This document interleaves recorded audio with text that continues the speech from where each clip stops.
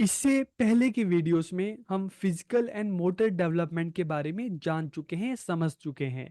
आज के इस वीडियो में हम जानेंगे, बात करेंगे कि फिजिकल और मोटर डेवलपमेंट में टीचर्स का और पेरेंट्स का दोनों का क्या रोल है, माता पिता और शिक्षकों की क्या भूमिका है बच्चों के शारीरिक और गामक विकास में। तो वीडियो को पूरा देखिए, आखिरी तक देखिए और लास्ट में जरूर बताइएगा कि वीडियो आपको कैसी लगी। तो वीडियो को हम शुरू करते हैं। और सबसे पहले हम पेरेंट्स की बात करते हैं, role of parents in affecting the physical and motor development of children, की बच्चों के शारीरिक व गामक विकास को प्रभावित करने में माता पिता की क्या भूमिका है। तो देखिए, अगर हम माता पिता की बात करते हैं, हम घर की बात करते हैं ना, तो घर बालक का प्रथम विद्यालय होता है, बालक का पहला स्कूल होता है। इसलिए हम कहते हैं कि घर बच्चे का पहला स्कूल है और माता पिता बच्चे के पहले शिक्षक हैं। तो जन्म के पश्चात बच्चा सबसे पहले अपने माता पिता को ही देखता है। इसलिए बालक के शारीरिक और गामक विकास में, मोटर डेवलपमेंट में उसके पेरेंट्स की भूमिका बहुत ज्यादा महत्वपूर्ण हो जाती है। क्योंकि बच्चा पैदा होता है, ठीक है, तो बच्चों को क्या खिलाना है, क्या पिलाना है, बच्चों का पालन पोषण किस तरह से करना है, बच्चा कितने महीने का हो जाए तो उसको बैठना सिखाना है, कितने टाइम बाद बच्चों को चलना सिखाना है। तो इस सारी की सारी जिम्मेदारी, ये सारी की सारी देख रेख का जो काम होता है वो पेरेंट्स का होता है। अगर पेरेंट्स अपने बच्चों की सही से देखभाल करेंगे, सही से एक्टिविटीज कराएंगे, क्रियाएं कराएंगे, सही से बैठने की, चलने की, भागने की, दौड़ने की प्रैक्टिस करवाएंगे, बच्चों को सही से भोजन करवाएंगे, तो बच्चों का शारीरिक और गामक विकास बहुत अच्छे से होगा। लेकिन अगर पेरेंट्स इन चीज़ों पर ध्यान नहीं देंगे तो बच्चों का शारीरिक और गामक विकास उतने अच्छे से नहीं हो पाएगा। तो इसलिए इसमें जब हम पेरेंट्स की बात करते हैं, अभिभावकों की बात करते हैं, तो उनकी भूमिका महत्वपूर्ण हो जाती है। बच्चों के पालन पोषण की सारी जिम्मेदारी माता पिता की तो होती है। अतः माता पिता को बच्चों के शारीरिक तथा गामक विकास का ज्ञान होना चाहिए। देखिए, माता पिता को पता होना चाहिए कि देखिए, जब बच्चा पैदा होता है तो धीरे धीरे जब बच्चा 2-3 महीने का होता है तो फिर बच्चा पलटी मारने मतलब शुरू कर देता है। और बच्चा 5-6 महीने का होता है तो धीरे धीरे बैठने की कोशिश करने लगता है। बच्चा जब 9-10 महीने का होता है तो अपने पैरों पर खड़े होने की कोशिश करता है, ठीक है, इस दौरान घुटनों के बल चलता है। और धीरे धीरे 1 साल का होने पर बच्चा खड़ा होकर चलने लगता है। फिर धीरे धीरे टाइम बढ़ता है तो बच्चा तेज से चलता है, फिर धीरे धीरे जंप करता है, भागने की कोशिश करता है। तो मतलब ये जो बच्चे का जो ये विकास है ना, इसकी जानकारी है, इसका ज्ञान है, पेरेंट्स को होना चाहिए। अगर पेरेंट्स को इसका ज्ञान होगा तभी तो बच्चों का जो फिजिकल है और मोटर डेवलपमेंट है उसका एक सही से अभ्यास करवा पाएंगे, बच्चों को सही से प्रैक्टिस करवा पाएंगे। अगर मान लो आप बच्चों को 6 महीने की उम्र में ही अगर आप चाहते हो कि आपका बच्चा खड़े होकर चलने लगे, तो अगर पेरेंट्स अगर इस तरह से चीजें करेंगे तो उसका बच्चों के शरीर पर, उसके घुटने पर एक नकारात्मक असर पड़ेगा। इसलिए माता पिता को बच्चों के शारीरिक तथा गामक विकास का ज्ञान होना चाहिए, ठीक है, तभी वो बच्चों का उचित पालन पोषण कर सकते हैं।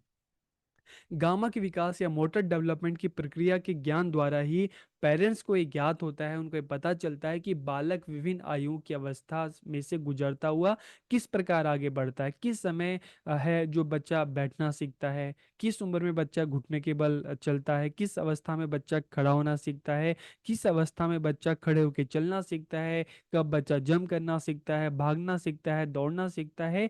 तो जब पेरेंट्स को ये सारी चीजें पता होंगी तभी तो उस हिसाब से बच्चों की प्रैक्टिस करवा पाएंगे। बच्चों के शरीर के लिए क्या चीज़ें अच्छी हैं, क्या चीज़ें अच्छी नहीं है, क्या खिलाना चाहिए, क्या नहीं खिलाना चाहिए, ये सारी चीज़ें बच्चों के पेरेंट्स को पता होंगी। तभी तो वो क्या होंगे कि जो बच्चों की आयु की अवस्थाएं हैं उस अवस्था में बच्चों का वो अभ्यास कराएंगे, ठीक है, जो बच्चों के लिए अच्छा होगा। तो किस आयु वर्ग के बालक में किस प्रकार की गामक क्षमताएं विकसित होती हैं, इसकी जानकारी पेरेंट्स को होनी चाहिए, ठीक है।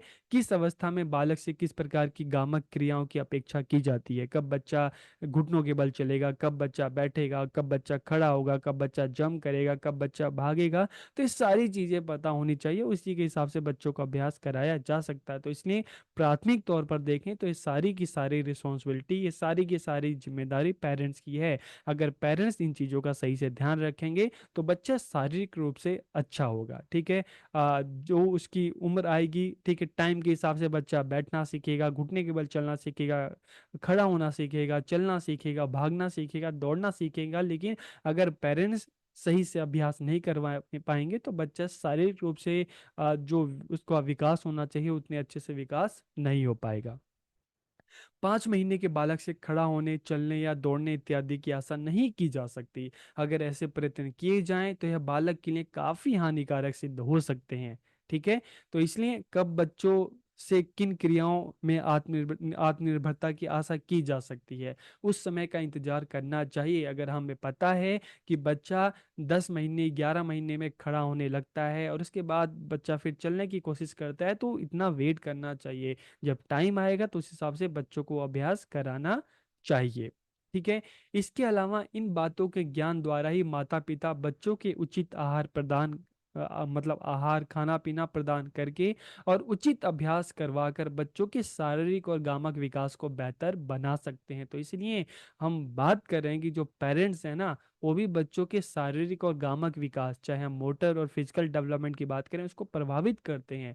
पेरेंट्स को सारी चीज़ों की नॉलेज होगी, सही अवेयरनेस होगी, तो तभी वो बच्चों का उसी उचित ख्याल रख पाएंगे। ठीक है। उचित एक्टिविटीज क्रियाएं हैं करवा पाएंगे और बच्चों का शारीरिक और गामक विकास अच्छे से हो पाएगा। और अगर पेरेंट्स की इसकी नॉलेज नहीं होगी, पेरेंट्स इन चीज़ों पर ध्यान नहीं देंगे, तो ये विकास बच्चों का सही प्रकार से नहीं हो पाएगा। ठीक है। अब पेरेंट्स से हम घर से आगे बढ़ते हैं स्कूल की तरफ। तो बच्चों के शारीरिक व गामक विकास को प्रभावित करने में शिक्षकों की क्या भूमिका है, टीचर्स का क्या रोल है। ठीक है। तो इसको भी हम जान लेते हैं कि school is the second home of a child, कि विद्यालय बालक का दूसरा घर है। क्यों होता है? क्योंकि घर के बाद बच्चा अपना ज्यादातर समय जो है वो स्कूल में व्यतीत करता है, और इस दौरान उसका संपर्क सबसे ज्यादा किससे होता है? उसके टीचर से होता है। तो बालक के शारीरिक और गामक विकास में शिक्षकों की भूमिका भी बहुत महत्वपूर्ण होती है। बच्चा स्कूल जाता है, टीचर्स बच्चों को अलग अलग एक्टिविटीज कराते हैं, क्रियाएं करवाते हैं, खेल खिलवाते हैं, जो बच्चों के शारीरिक और मोटर डेवलपमेंट के लिए काफी मतलब जो है लाभदायक हो सकते हैं। जैसे किस तरह से पेन पकड़ना है, किस तरह से लिखना है, ये छोटी छोटी चीजें जो हैं ये टीचर्स बच्चों को अभ्यास करवाते हैं। ठीक है। तो विद्यालय में विभिन्न क्रियाओं को करवाने की जिम्मेदारी किसकी होती है? टीचर्स की होती है। शिक्षकों को बच्चों की आयु और उसके अनुसार शारीरिक क्षमता का ज्ञान होना चाहिए। ठीक है। आयु और शारीरिक क्षमता के अनुसार ही बच्चों से अलग अलग एक्टिविटीज करवानी चाहिए, अलग अलग क्रियाएं करवानी चाहिए। छोटे बच्चे हैं, उनसे अलग क्रियाएं करवानी चाहिए। मतलब जब बच्चा केजी नर्सरी में होता है, धीरे धीरे बच्चा जब और उसकी उम्र बढ़ती है, तो उस हिसाब से बच्चे की जैसी एज है, जैसे उसकी क्षमता है, उस हिसाब से बच्चों को अभ्यास करवाना चाहिए। उस तरह की क्रियाएं टीचर्स को मतलब डेवलप करनी चाहिए, उस तरह की क्रियाएं बच्चों से करवानी चाहिए। गामक विकास की प्रक्रिया के ज्ञान द्वारा ही शिक्षक को यह ज्ञात होता है कि विभिन्न आयु वर्ग के बच्चों के लिए कौन कौन सी क्रियाएं आयोजित की जानी चाहिए। एक बच्चा केजी नर्सरी में पढ़ता है तो उसके लिए किस तरह की क्रियाएं होनी चाहिए। एक बच्चा फर्स्ट सेकंड क्लास में है तो उसके लिए कौन सी क्रियाएं होनी चाहिए। एक बच्चा थर्ड फोर्थ फिफ्थ क्लास में है तो उसके लिए क्या क्रियाएं होनी चाहिए। कोई बच्चा सिक्स सेवन्थ में है तो उसके लिए क्या क्रियाएं होनी चाहिए। ठीक है। तो इस चीज़ की नॉलेज भी टीचर्स को होनी चाहिए। अध्यापकों को बालक के मोटर विकास, गामक विकास को ध्यान में रखकर ही शारीरिक शिक्षा, खेल तथा योग कार्यक्रमों का आयोजन करना चाहिए। इसके अलावा जिन बालकों का गामक विकास अच्छा है, उन्हें अपनी उस गति से आगे बढ़ने के अवसर प्रदान करने चाहिए टीचर्स को।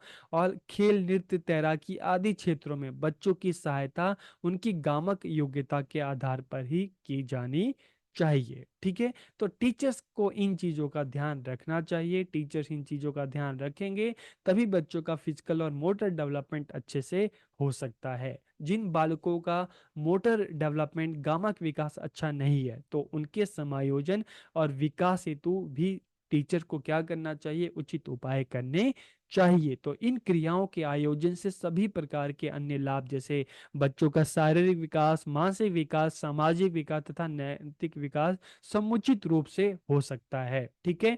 तो इस वीडियो में आपको समझ में आ गया होगा कि बच्चों के फिजिकल और मोटर डेवलपमेंट में टीचर्स का क्या रोल है, पेरेंट्स का क्या रोल है। तो वीडियो आपको कैसी लगी कमेंट करके जरूर बताइए। आप सबका बहुत बहुत धन्यवाद।